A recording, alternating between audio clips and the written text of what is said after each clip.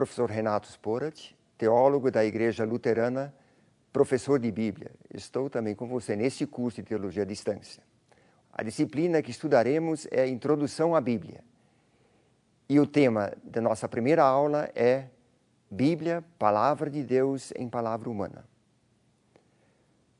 Ponto de partida para qualquer curso de Teologia Cristã é a Palavra de Deus. Destaco no primeiro momento, é palavra testemunhada na Bíblia, Antigo Testamento e Novo Testamento.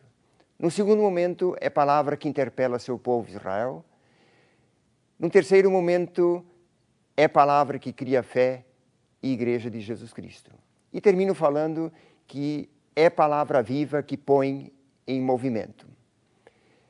Primeiro momento, Bíblia, palavra de Deus testemunhada no Antigo e no Novo Testamento. A Bíblia, na sua primeira parte, é testemunha a palavra de Deus dirigida a Israel, o antigo povo de Deus. Na segunda parte, no Novo Testamento, é testemunha da palavra de Deus que despertou fé e formou a Igreja de Jesus Cristo. Designação Bíblia tem a ver com a cidade Biblos, na costa sírio-fenícia, na Palestina, onde escritos e livros eram confeccionados em forma de rolos de pergaminho. Quando o escrito era pequeno, era chamado de ton biblion, em grego. Para referir-se a muitos escritos, usava-se o plural, designando-os de ta Bíblia.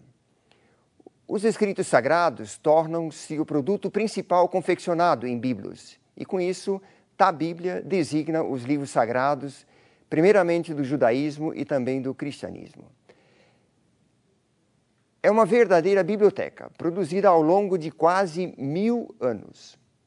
Alguns dos seus temas e suas tradições podem ser ainda mais antigos, tendo sido transmitidos oralmente durante séculos, antes de serem fixados por escrito.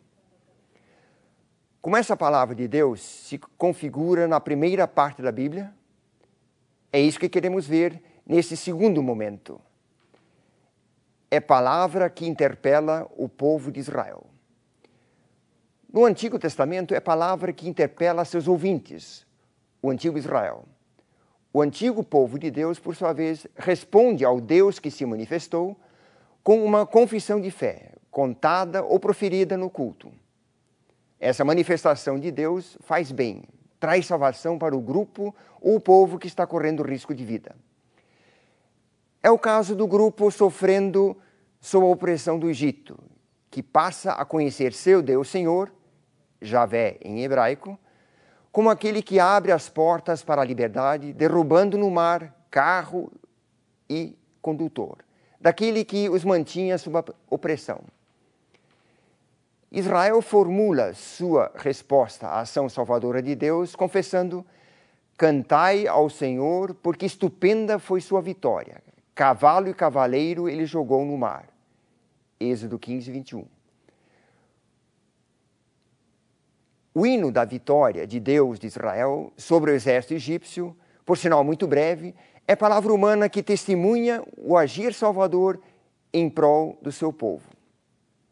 Narrativas maiores podem contar daquilo que Deus fez em prol do seu povo, de sua comunidade, de seu grupo ou até do indivíduo.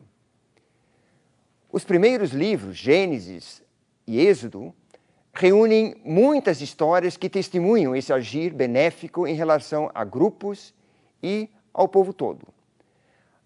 As histórias dos patriarcas e das matriarcas, por exemplo, vêm recheadas de promessas, anunciando um filho, Abraão, em Gênesis 18, ou garantindo companhia a Jacó, fugindo de seu irmão Esaú, lá em Gênesis 28. Palavra de Deus não é só palavra que anuncia salvação e promessa. Ela pode vir da boca de um profeta como confronto, desmascarando situações e comportamentos que contradizem o direito e a vontade de Deus. Parece não combinar com o Deus de amor, mas suas palavras muitas vezes são palavras que anunciam desgraça para seus ouvintes. Através da boca de Amós, o Israel do 8º século a.C. tem que ouvir: chegou o fim para meu povo Israel. Amós 8:2. Qual é a razão? A camada dirigente não pratica o direito em relação aos mais fracos da sociedade. Literalmente, o profeta diz, porque oprimis o fraco e tomais dele um imposto de trigo, lá em Amós 5:11, ou ainda dizendo, eles hostilizam o justo, aceitam suborno e repelem os indigentes à porta. Amós 5:12. A literatura profética reúne essas palavras de Deus que denunciam crime e culpa e anunciam desgraça. Não tem como negar que os profetas tornam-se os portadores privilegiados da palavra de Deus. É claro, também promessas e palavras de salvação estão contidas nessa literatura dos profetas. A palavra de Deus pode ainda estar formulada em forma de lei e mandamentos, expressando a vontade de Deus, como a encontramos especialmente nos primeiros 5 livros do Antigo Testamento, a Torá, ou o Pentateuco, Gênesis até o livro do Deuteronômio. Por exemplo, o Decálogo condensa a vontade de Deus, não só para o antigo Israel, mas também para nós. Os principais tipos de literatura em que a palavra de Deus chega a nós no Antigo Testamento são o hino, o salmo, narrativas, palavras proféticas de juízo, palavras proféticas de salvação, lei e mandamento e até mesmo provérbios. Vejamos agora num terceiro momento, palavra que cria fé e igreja de Jesus Cristo. É pergunta pela palavra de Deus no Novo Testamento.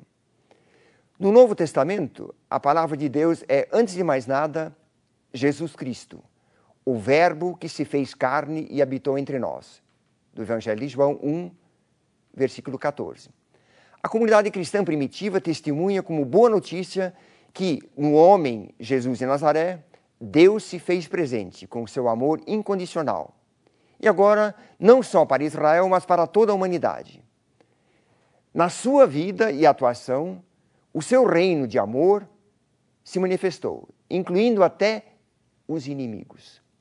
Agora, por mais estranho que possa parecer, esse agir benéfico e salvador de Deus em Jesus de Nazaré não encontra braços abertos, mas incompreensão e rejeição.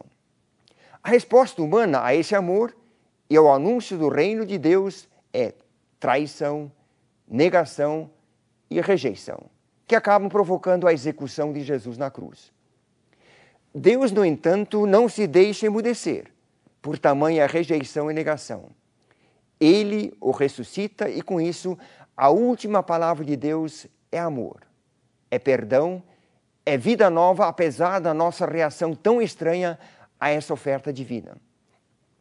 É essa boa notícia, o Evangelho, que chega aos primeiros seguidores e às primeiras seguidoras de Jesus de Nazaré e os faz enxergar tudo com um novo olhar. A partir da cruz e da ressurreição, o reino do amor incondicional de Deus está definitivamente inaugurado. O Evangelho de Marcos formula assim: cumpriu-se o tempo, o reino de Deus está próximo. Arrependei-vos, crede no Evangelho. No capítulo 1, versículo 15 do Evangelho de Marcos. Esse reinar de Deus quer se estender a todos, incluindo em especial aquelas pessoas e criaturas que gemem por libertação, anseiam por salvação, por vida com boas perspectivas. Os 4 evangelhos descrevem o público que se sente atraído por Jesus, chamando os primeiros cidadãos do reino anunciado por Jesus de pobres, lá no Evangelho de Lucas 6, versículo 20. São pessoas que se sentem de mãos vazias, sem condições de dar um sentido às próprias vidas, sofrendo exclusão de toda sorte. Para esse primeiro público do pregador da Galileia, a notícia da execução sumária de Jesus na cruz só podia ser entendido como o fim de todas as expectativas nele depositadas. A notícia incrível de sua ressurreição chega como a melhor das notícias possíveis. É sinal do amor de Deus que se sobrepõe a toda violência, a toda perseguição e execução na cruz, feitas pela autoridade religiosa e pela autoridade política em Jerusalém. Quando essa notícia chega, ela vence toda a resistência do grupo de discípulos, ainda de luto por causa da perda, e os põe em movimento. Se até aí o medo os unia, agora essa notícia forma novos laços de amor. Nasce a primeira comunidade de fé. Essa notícia ganha a rua e chega a novos destinatários. Esse evangelho, anunciado e repetido nas celebrações, passa da comunicação oral para a escrita, tornando-se texto. Assim deve ter surgido a longa narrativa da história da paixão nos evangelhos. Por exemplo, em Marcos, capítulo 14 até 16. O Novo Testamento reúne esse testemunho dessa novidade como ele fora dado no primeiro século depois de Cristo. Alguns poucos escritos provêm das primeiras décadas do segundo século ainda. A partir da cruz e da ressurreição de Jesus, a vida e a atuação do pregador do Reino de Deus, de Nazaré da Galileia, foram percebidos com novos olhos.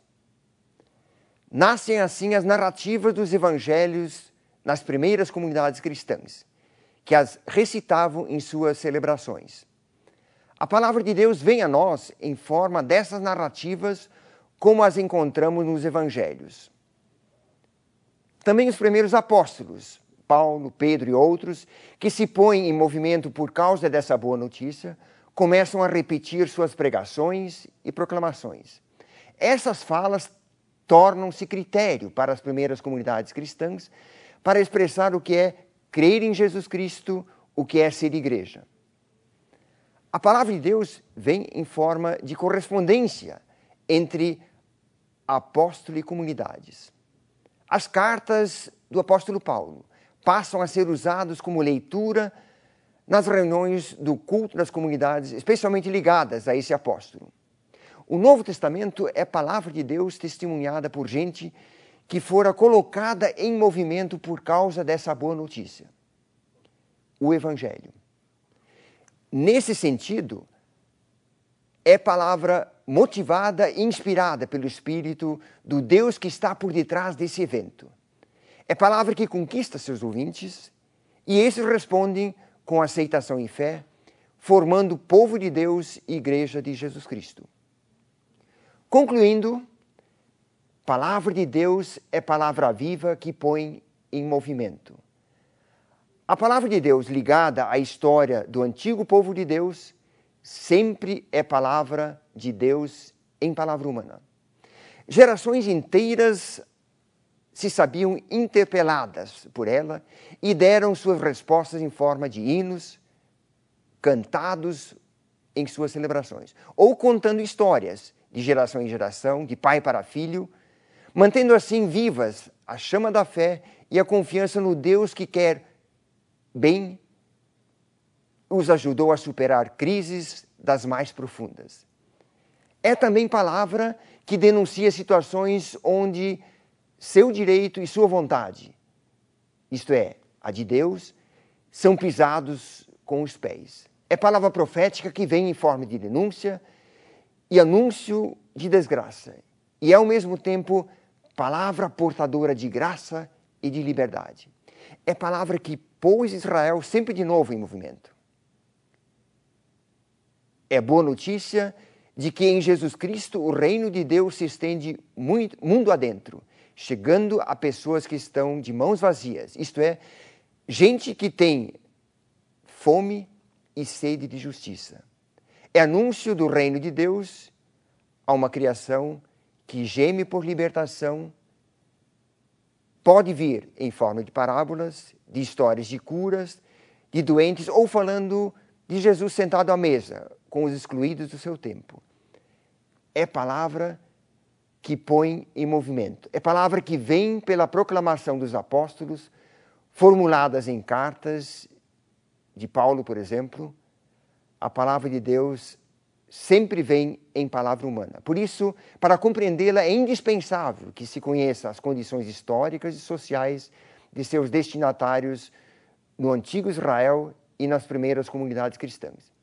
É isso que nos ocupará nas demais aulas dessa disciplina. Deixo então 3 questões para aprofundamento e que sejam enviadas as respostas. Primeira questão: como nasce o testemunho da palavra no Antigo Testamento? Segunda questão: como nasce o testemunho da palavra no Novo Testamento? E terceira: quais são as principais expressões, formas da palavra em ambos os testamentos? Tema da próxima aula é Bíblia hebraica e Bíblia grega. Nós nos veremos nessa aula número 2.